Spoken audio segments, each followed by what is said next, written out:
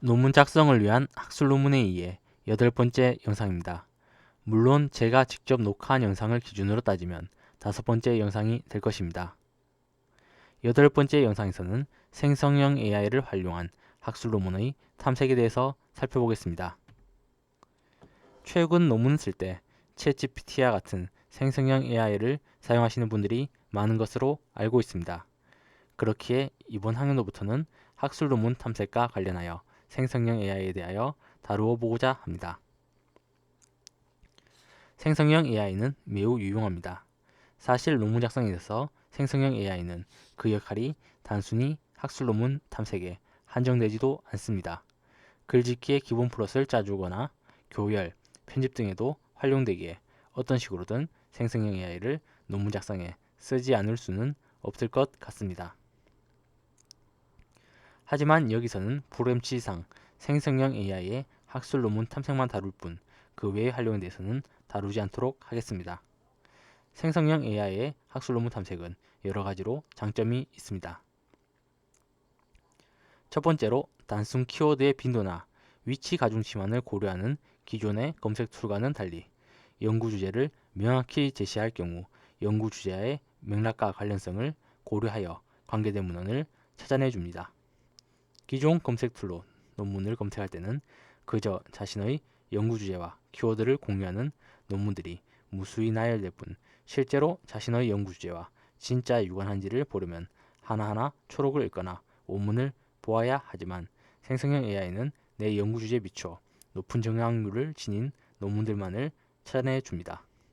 물론 다이얼로그 같은 매우 정교한 검색 시스템을 사용하여 검색 쿼리를 입력한다면 생성형 AI에게 맡기는 것 이상의 퍼포먼스를 보여줄 수는 있겠지만 그것은 사서등의 전문가가 아니면 다루기 힘든 도구이기에 누구나 쉽게 사용할 수 있는 생성형 AI는 그 결이 다릅니다. 두 번째로 구글 스콜라 등의 인용 세인을 지원하는 검색 툴을 이용하여 쥐잡듯이 뒤지거나 논문을 하나하나 읽어가며 찾아야 하는 특정 연구 주제와 관련된 연구의 계보를 프롬프트만 잘 입력하면 한 번에 보여준다는 점입니다. 구글 스칼라를 통해 연구 문제와 관련된 연구의 계보를 탐색해 보신 분들은 이것이 얼마나 많은 시간과 노력을 필요로 하는 중노동임을 잘 아실 겁니다. 세 번째로는 내 연구 주제와 관련된 연구 논문들이 검색과 함께 자신의 연구 주제와 어떠한 관련이 있는지를 바로 요약해서 보여준다는 점입니다. 물론 일반적인 검색 도구들로도 논문의 초록을 통해 요약된 내용들을 볼 수 있습니다만 초록과 같은 단순 요약들만으로 해당 논문이 자신의 연구주와 어떤 관계를 가지는지 단번에 확인할 수는 없습니다. 원문을 열고 해당 논문의 선행 연구를 읽고 컨트롤 F로 세부 내용들을 찾아가면서 자신의 연구 주제와 관련성을 파악해 나가야 합니다. 이것이 얼마나 지루하고 오랜 시간이 걸리는 작업인지는 과거에 논문을 써보시거나 특정 주제의 연구 동향 파악 작업을 해보신 분들은 아시리라 생각됩니다.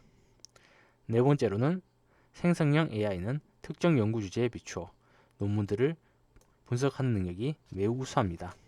첫 번째 영상에서 언급했듯이 논문 탐색을 글로 표현하는 부분인 선행 연구 단락을 작성하는 것은 단순히 논문들을 요약하는 것과는 다릅니다. 자신의 연구 주제와 어떠한 관련이 있는지 파악하고 해당 연구 주제에서 해당 논문들이 어떤 의의를 지는지 또 어떠한 한계를 지는지를 파악하고 글로 표현해야 합니다. 이를 수행해 보신 분들은 알겠지만 이걸 제대로 작성하는 것은 많은 노력과 시간을 들이더라도 잘 되지 않는 숙련도와 센스가 필요한 작업입니다. 생성형 AI는 이를 맡겨보면 매우 스마트하게 수행해냅니다. 하지만 그럼에도 불구하고 몇 가지 단점이 있습니다. 첫 번째로는 연구 주제와 관련된 높은 정확률과는 반대되는 낮은 재현율에 있습니다. 기존의 학술 데이터베이스 검색 툴들은 검색 쿼리와 관련된 모든 검색 결과를 보여주거나 혹은 그렇지 않더라도 무수히 많은 검색 결과를 보여줍니다. 이를 통해 우리는 결과를 확인하는데 많은 시간이 걸리긴 하겠지만 어쨌든 분명히 자신이 필요한 논문이 디지털화 되어 있다면 분명 그 논문을 찾아낼 수 있을 겁니다. 하지만 생성형 AI는 그렇지 않습니다. 생성형 AI가 고려한, 분석하고 이해한 맥락으로 정교하게 필터링 해내기에 그 결과는 제한적이고 많은 논문들을 걸러냅니다. 하지만 경우에 따라서 그렇게 걸러낸 논문들 중에 자신에게 필요한 논문이 있을 수도 있습니다. 두 번째로는 실제로 존재하지 않는 논문을 창작해서 알려준다는 것에 있습니다. 특히 이것은 질문이 잘못되었거나 혹은 질문에 맞는 논문이 없을 때 두드러지게 나타납니다. 물론 완전히 허구의 논문을 창작하는 경우는 많지 않지만 가령 제목, 저자, 학회지, 이용 가능 데이터베이스의 불일치는 쉽게 확인할 수 있습니다. 세 번째로는 생성형 AI가 논문을 전혀 엉뚱하게 요약하거나 분석할 수도 있다는 점이 있습니다. 완전히 엉뚱하지는 않더라도 실제로 자신의 연구 주제와 그다지 관련성이 높지 않는 논문을 관련성을 과장되게 분석하고 표현하는 것을 그렇게 어렵지 않게 볼 수 있습니다. 네 번째로는 생성형 AI의 구조적 한계상 유료 학술 데이터베이스에 있는 논문의 경우 어디까지나 초록 등의 메타데이터로만 분석한다는 데 있습니다. 자신의 연구지에 있어 매우 중요한 논문이더라도 그 관련성이 제목이나 초록 등에 표현되어 있지 않고 오직 원문에만 표현되어 있다면 생성형 AI는 그 논문을 누락할 것입니다.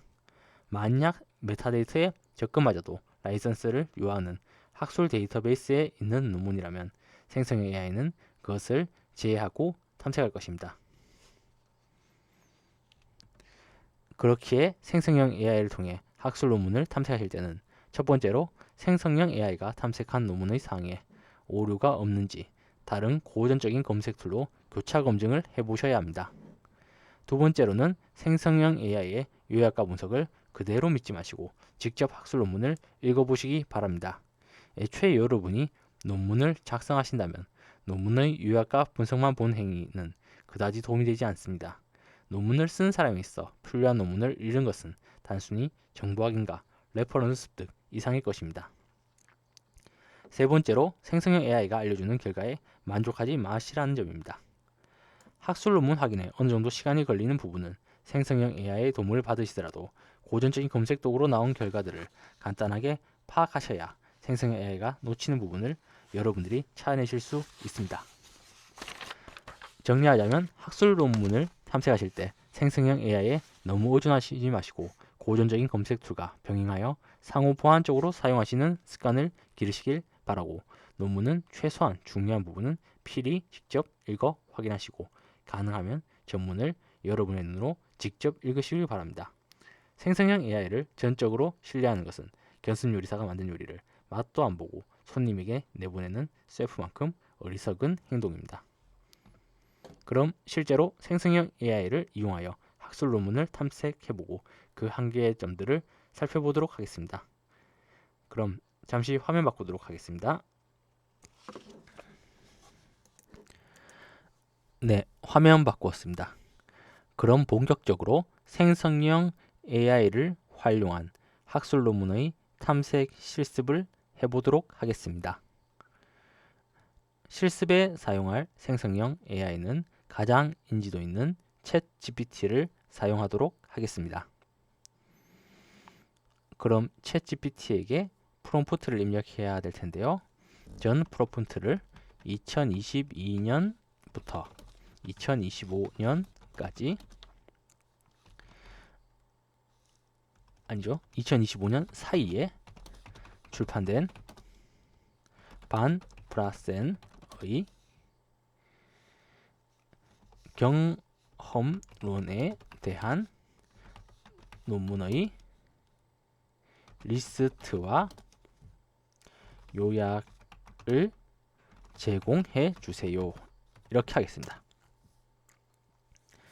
네, 반 프라센의 경우 현대 과학 철학과 인식론에서 대단히 중요한 위치에 있는 사람입니다. 하지만 본교 대학원에서 철학 과정은 없기에 반 프라센에 대한 상세한 언급은 하지 않도록 하겠습니다. 단지 상식선에서 반 프라센이라는 철학자가 있다는 것 정도만 알아두시면 좋을 것 같습니다.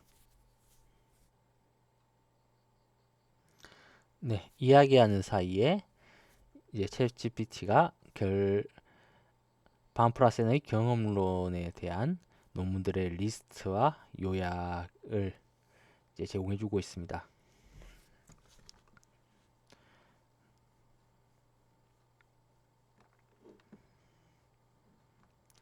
네, 총 5건의 논문을 제공해 주었습니다.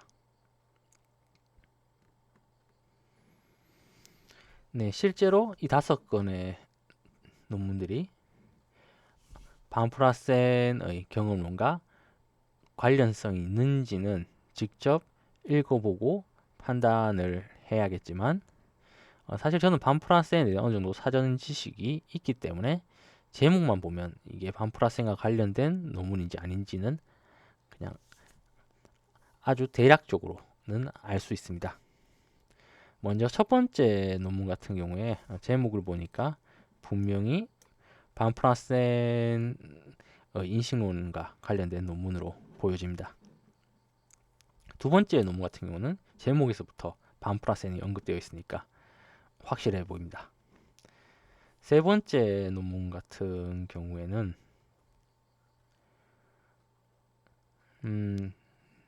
네, 부제를 보니까 분명히 반프라센과 높은 연관성이 있는 논문으로 생각됩니다. 네 번째 논문도 분명히 그렇게 보이고요.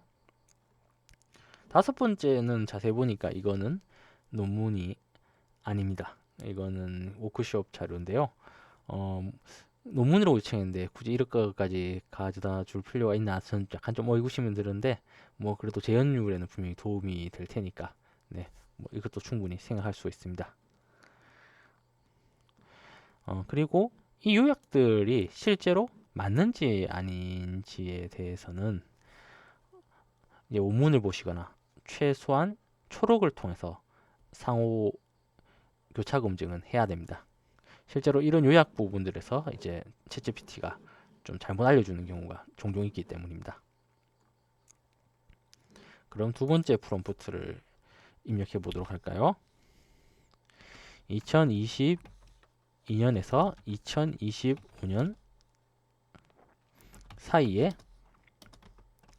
나온 한국어로 출판된가 나오는 동반복이겠네요.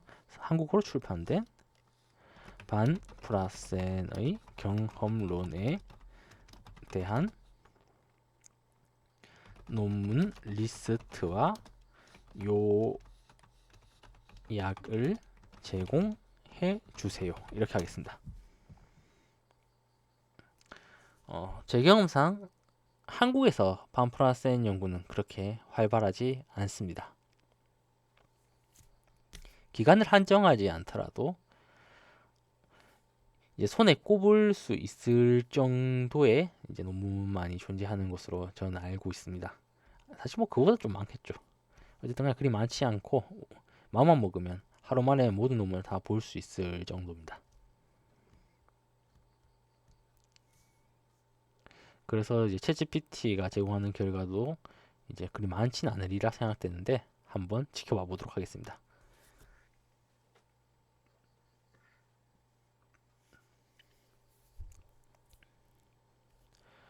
네, 실제로 결과가 나오고 있는데요.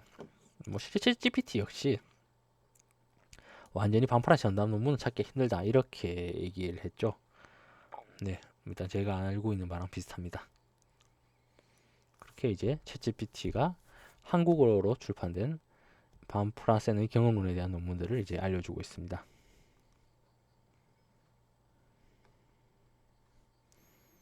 챗GPT가 이제 반프라센 전담 논문 찾기 힘들다고 해서 가능한 이제 어떻게든 연관성이 있는 논문들 다 이제 가지고 온 것 같습니다. 첫 번째 논문 같은 경우는 과학자의 손탄다 현상이 과학교육에 주는 함이라는 논문인데요.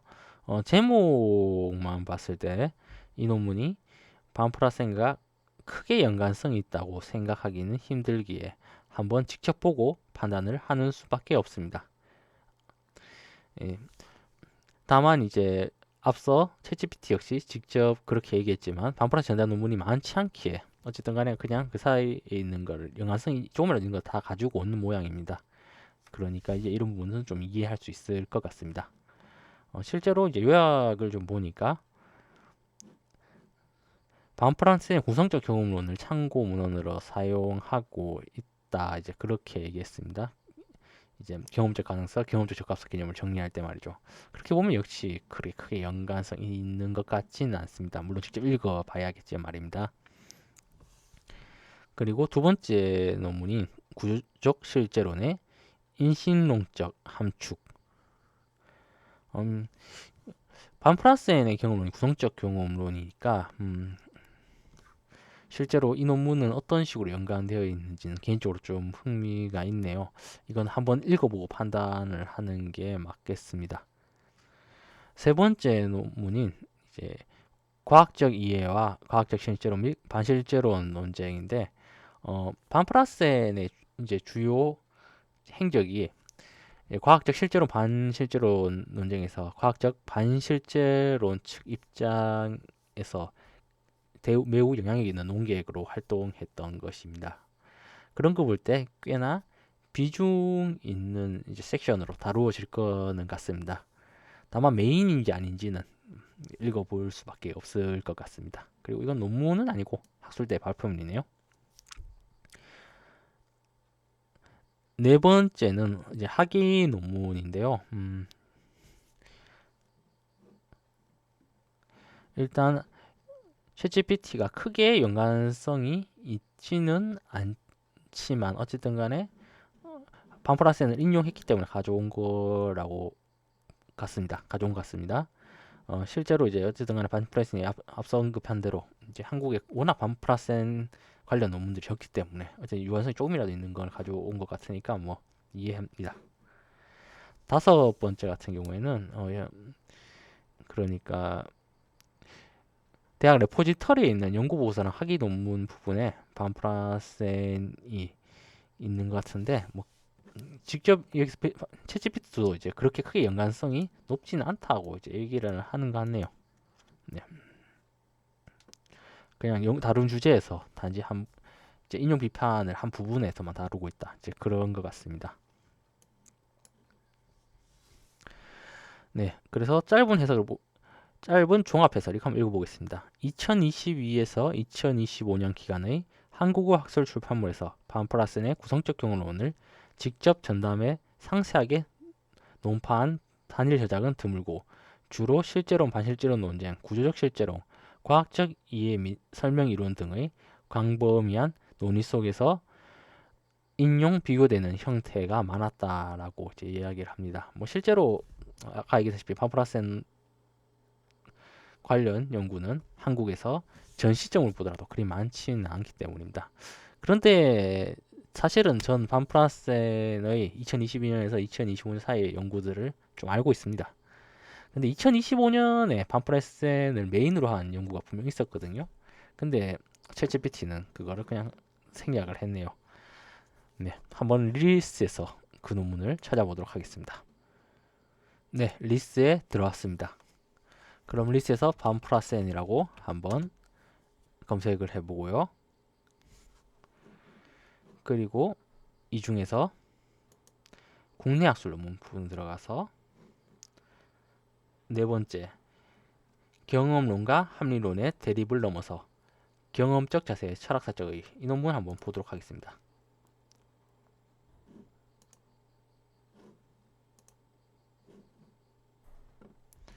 네, 주제어에 바로 반프라센 있는 걸 보실 수 있고요. 실제로 저는 이 논문을 대충 한번 훑어본 적이 있습니다.